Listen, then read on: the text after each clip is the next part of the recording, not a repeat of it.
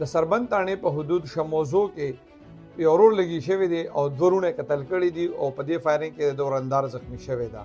د توفیل نومي کس ښځې رپورټ درج کړی دی او سربند تاڼې پولیس ته یې ویلي دي چې بیګا دا په کور کې دننه وه او د دې خاوند توفیل د کور مخې ته ولاړ و. وایي ډزې وشوې چې څنګه ډزې وشوې زه وایي بار وروتم وایي زما دا خاوند توفیل په وینو کې لت پت پروت او وایي سهیل د ده بل ورور دی وایي سهیل په دې باندې ډزې وکړې. وایي د دې ډزې چې واورېدې نو وایي زه وروتم وایي چې څنګه زه وروتم وایي په ما هم ډزې وکړې.